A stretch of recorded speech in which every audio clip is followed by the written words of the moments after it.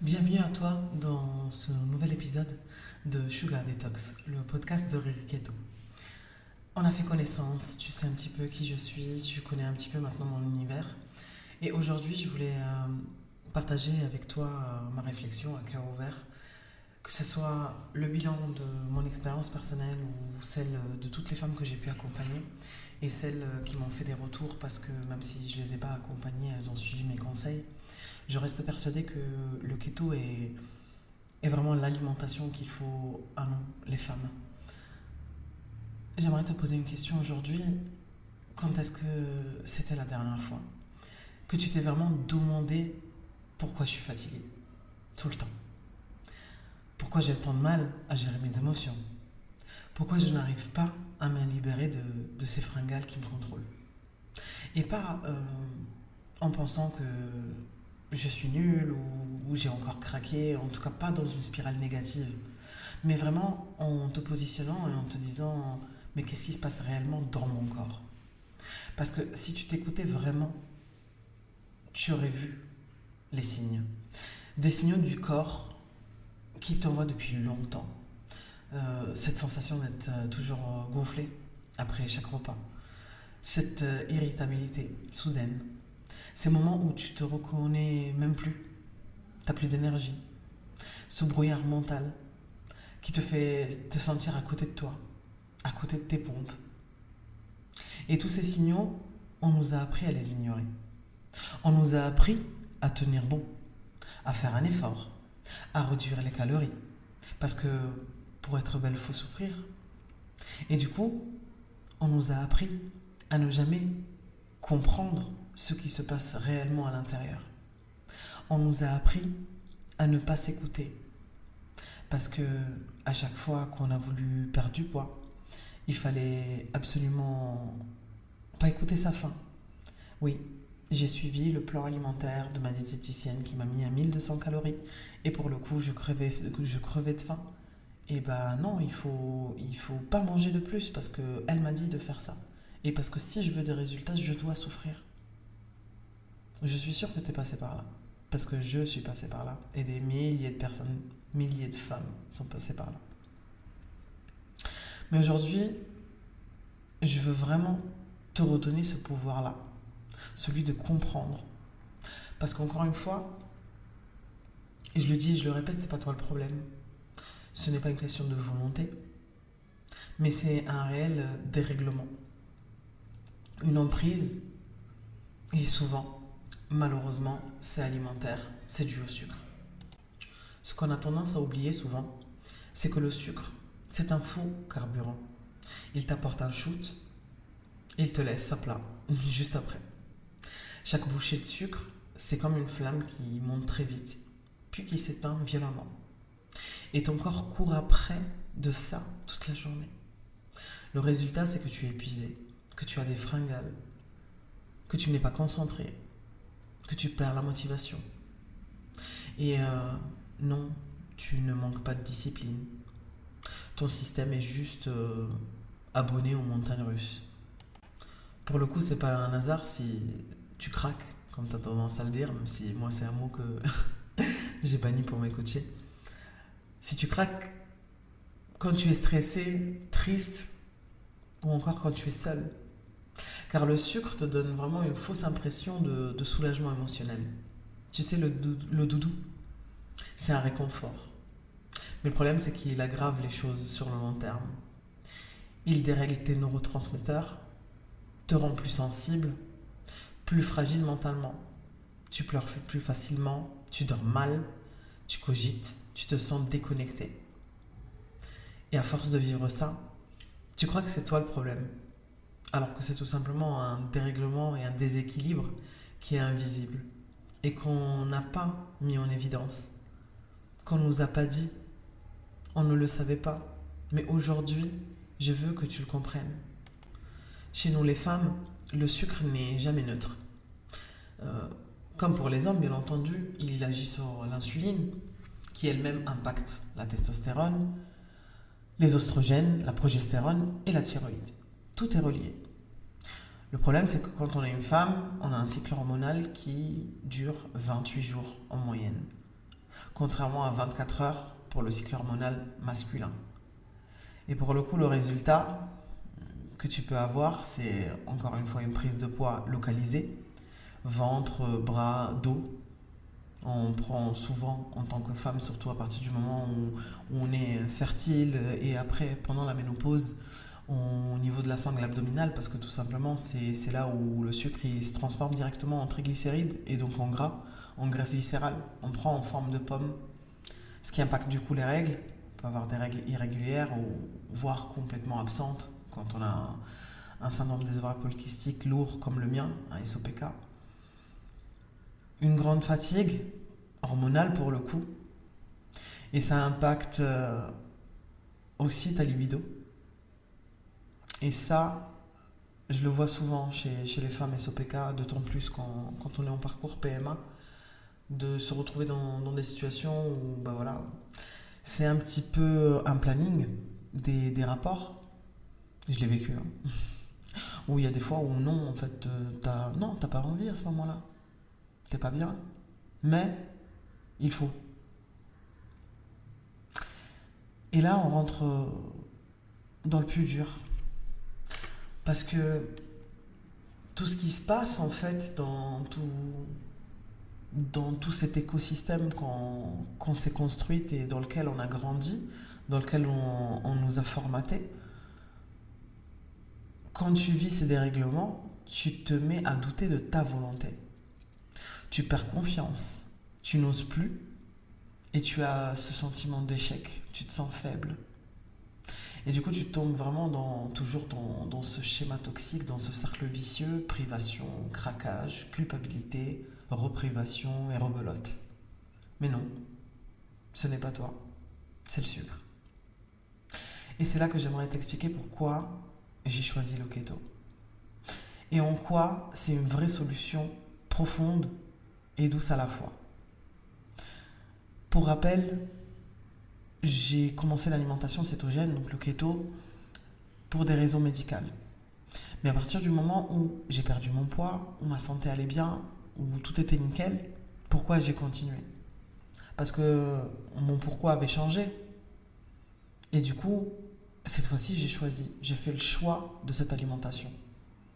Et ça fait plus de 4 ans maintenant que je suis dedans et que je suis ravi et que je revis. Cette alimentation m'a littéralement sauvé la vie, clairement. Du coup, le keto. Qu'est-ce que le keto ? Non, c'est pas encore un régime à la mode. Il y a eu en fait cette phase où effectivement les Français venaient de le découvrir, donc c'était la solution miracle, c'était le régime des stars, alors que pas du tout. C'est un réel mode alimentaire, c'est un style de vie, un lifestyle. Donc c'est une alimentation en fait qui est réduite en glucides. Donc effectivement, on ne va pas consommer de féculents par exemple, ou de fruits très sucrés. Donc on va être sur des aliments qui sont faibles en glucides, comme les légumes verts, les baies. Et on augmente le bon gras. Alors qu'on a toujours diabolisé le gras. Alors que le gras, c'est la base pour nourrir les hormones. On a besoin de minimum de 1 gramme de gras par kilo de poids de corps. Et je ne cesserai jamais de le dire, même dans une alimentation que peut-être tu appelles encore une alimentation normale. Moi, je ne peux pas te dire normale parce que moi, c'est le keto, ma normalité. Donc du coup, dans une alimentation, moi je l'appelle glucidique pour le coup. Et du coup, le keto, en fait, contrairement à ce que l'on croit ou ce qu'on a entendu, ce n'est pas un régime sec, ni frustrant et ni extrême. C'est une alimentation qui vient stabiliser ta glycémie, donc ton énergie, ton mental et tes hormones. Quand tu manges keto et que tu sais composer tes assiettes, donc tu as un keto qui est bien mené, ton corps ne dépend plus du sucre pour fonctionner. Tu es plus stable, plus calme et plus concentré. Tu n'as plus de fringales ou d'envie incontrôlable. Tes hormones se rééquilibrent naturellement. Je peux te dire que le 20e bébé Riri Keto arrive. 20 bébés en l'espace de 3 ans. Depuis que je suis coach, j'ai accompagné des femmes SOPK qui étaient en PMA et je suis au 20e bébé duquel je vais être tata. Tu sais, petite anecdote, j'ai reçu, tu sais la photo quand on vient d'accoucher et qu'on a les cheveux en vrac, qu'on est dégueulasse, le bébé il est encore tout sale, c'est la photo normalement que tu envoies vraiment à ton cercle proche, vraiment, voilà, papy, mamie, frères et sœurs, etc. Et bah dis-toi que je reçois ce genre de photos. Ça veut dire que même dans ce moment-là où c'est un moment hyper intime, mes coachés pensent à moi parce qu'elles savent qu'on a travaillé ensemble pour et que ça a marché. Et ça, c'est l'une des plus belles réussites que je puisse avoir. Comme je dis, c'est un travail d'équipe. Moi, je peux te donner tous les bons conseils du monde, mais c'est à toi de les appliquer et toi de trouver ton équilibre. Je viens t'aider effectivement pour trouver ce qui te convient. Mais pour le coup, c'est un travail d'équipe et c'est un travail d'amour. Parce que j'aime profondément chacune des femmes que j'accompagne. On a des relations qui dépassent vraiment le coaching en fait pur. Quand elles rentrent dans ma vie, pour certaines, ce sont devenues des vrais amis qui sont rentrés même dans mon cercle personnel. Donc pour le coup, on a des relations humaines incroyables. Fin de la parenthèse, parce que sinon je vais commencer à pleurer.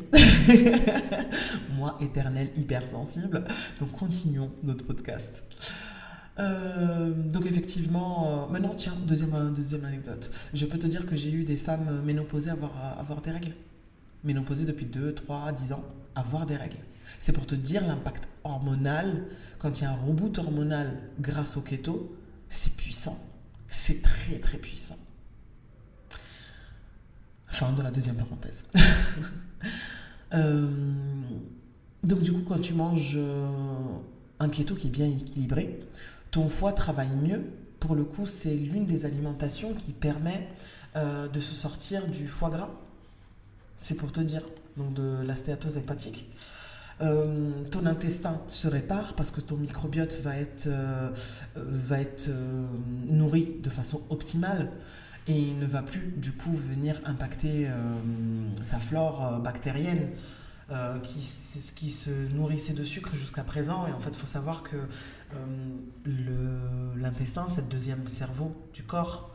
Et on peut être addict au sucre parce qu'on a mal nourri son microbiote intestinal. Et pour le coup, ça peut même arriver jusqu'au trouble du comportement alimentaire parce que du coup, c'est notre microbiote qui nous réclame systématiquement du sucre. Et en bonus, le poids commence enfin à bouger sans violence. La plupart de mes coachées, quand elles arrivent, quand elles viennent me voir, en règle générale, elles sont passées par déjà tous les régimes du monde et plusieurs spécialistes du keto. Et à chaque fois, je tombe sur des femmes qui sont en sous-nutrition, clairement. Ou elles ont un taux de protéines hyper faible à consommer, ou le taux de gras n'est pas suffisant, ou trop, ou est à outrance. Du coup, en fait, il n'y a pas un bel équilibre en fait, dans l'assiette. Où elles arrivent carrément des fois avec justement une frustration telle où le carré de chocolat noir était interdit. Enfin, moi, je ne fonctionne pas comme ça. Et expliquer à quelqu'un qui veut perdre du poids que vu que du coup elle a été en restriction, qu'elle peut les 2 premières semaines prendre du poids même avec mon programme, parfois c'est difficile. Et c'est là que je te parle encore de confiance et de relations humaines. Parce que du coup, la femme que j'ai en face de moi me fait confiance. Elle me dit ok, je vais t'écouter, je vais te suivre. Donc je vais lui demander de ne pas se peser par exemple pendant le premier mois. Parce que j'ai pas envie qu'elle voit ces variations de poids. Et en règle générale, effectivement, au bout de 1 mois, j'ai quand même perdu 4 kilos, j'ai perdu 2 kilos, j'ai perdu 3 kilos, j'ai perdu 5 kilos. Pourquoi ? Parce que du coup, on remange à sa faim. Et toutes mes coachées me disent qu'elles n'ont jamais autant mangé que depuis qu'elles travaillent avec moi. Je suis une gourmande, j'ai perdu 30 kilos en 9 mois en mangeant. Il est hors de question que j'affame quelqu'un. Enfin, non, c'est pas possible. Donc tu vois, j'ai vraiment envie de te dire que pour le coup, pour nous les femmes, Cette alimentation, c'est une réelle révolution. Parce qu'on nous a toujours dit de manger moins, de bouger plus, de faire des cheat meals et de craquer proprement. Mais on ne nous a jamais parlé d'une alimentation hormonale, anti-inflammatoire ou encore apaisante. Une alimentation bienveillante envers nous. Moi, j'ai un ras-le-bol complet contre les professionnels de la perte de poids. Parce que pour le coup, j'ai été de l'autre côté. Je sais c'est quoi aller voir la diététicienne et en 6 mois avoir dépensé de l'argent, être partie, avoir acheté tous les compléments alimentaires qu'elle m'a donné à prendre et pour au final en 6 mois avoir perdu 1,5 kg et lui dire mais qu'est-ce qui se passe? Oui, je le sais. Et avoir cette personne en face qui au lieu de venir me dire bah écoute je te renvoie vers ton médecin, viens on fait des explorations, est-ce que tu as fait quand est-ce que c'est ta dernière prise de sang, etc. Elle te regarde, elle te dit oui, bah qu'est-ce que vous avez fait madame? Ah non, vous n'avez pas suivi mon plan, hein. Ah c'est impossible, hein. Toujours la culpabilisation. Et moi ça c'est le pilier de mon coaching, la déculpabilisation. Je n'accepte pas en fait. Je n'accepte pas parce que j'ai été de l'autre côté. Et parce que je sais à quel point on nous fait du mal comme ça, à quel point on nous détruit, à quel point on vient briser notre confiance en nous. Parce que moi, la seule chose que je ressentais, c'est que j'étais nulle, que j'étais incapable, encore une fois. Dans un énième point de ma vie, j'étais incapable. Incapable d'avoir mes règles correctement, incapable d'être femme correctement, incapable d'avoir des enfants correctement, après avoir réussi à porter la vie, incapable de porter mes enfants dans mon ventre jusqu'au bout, de les protéger de cette vie. Non, en fait. Non. Non. Et le jour où, par catastrophe naturelle, je devenais comme une de ces femmes-là que j'ai pu rencontrer dans ma vie, j'arrêterai.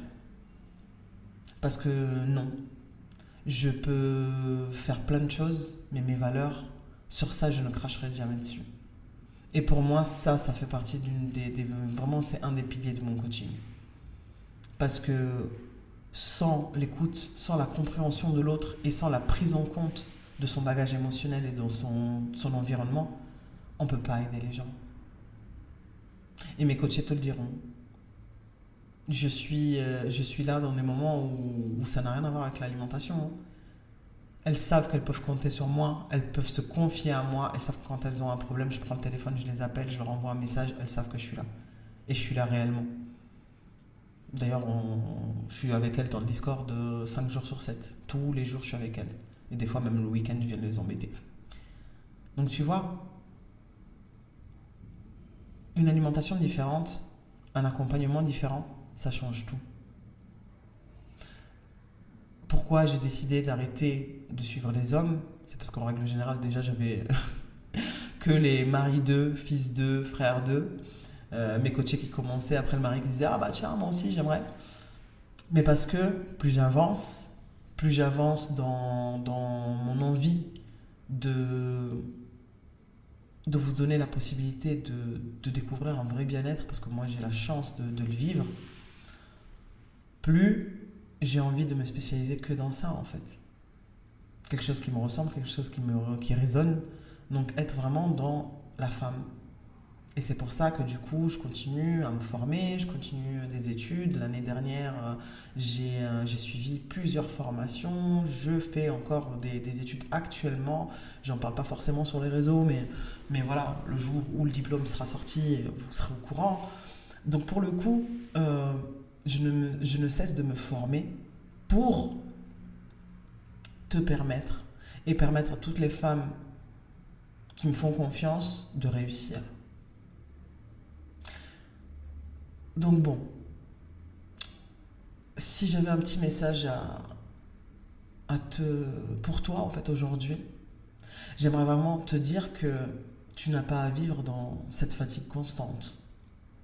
Tu n'as pas à subir tes émotions, ton cycle, ton mental. Tu n'as pas à te battre contre ton corps. Tu peux changer ça. En conscience, en douceur, en toute bienveillance, en écoutant ton corps au lieu de te punir et de le punir. en te reconnectant à toi-même. Alors, si tu t'es reconnu dans ce que j'ai partagé, viens me le dire. Si il y a une partie de ton histoire qui rejoint mon histoire, dis-le moi. Tu peux laisser un commentaire sous cette vidéo. Ça fait toujours du bien. Mets un petit like. Et si c'est quelque chose de plus personnel et que tu veux me parler de ta situation, n'hésite pas. Tu peux me retrouver sur Instagram @riketo. Tu peux m'envoyer un DM. Je réponds à tout le monde. Et surtout, dis-moi ce que je peux faire pour toi. Dis-moi de quoi tu veux que je parle dans les prochains épisodes. Parce que, effectivement, si j'ai fait ce podcast, tout simplement, c'est parce que j'ai envie de t'aider et d'aider des milliers de femmes, encore comme j'ai pu le faire sur ces 3 dernières années, 4 si on compte pendant ma propre perte de poids où j'ai répondu à tout le monde. Donc, si tu as des sujets que tu as envie que j'aborde, je le ferai avec grand plaisir. Encore une fois, n'oublie pas, tu n'es pas toute seule. On est là pour avancer ensemble. On est une sororité. On est des femmes. On est des power girls. Et on va le faire. Donc je te dis à très vite. J'attends ton commentaire avec impatience ou ton petit message. Et en attendant, prends soin de toi.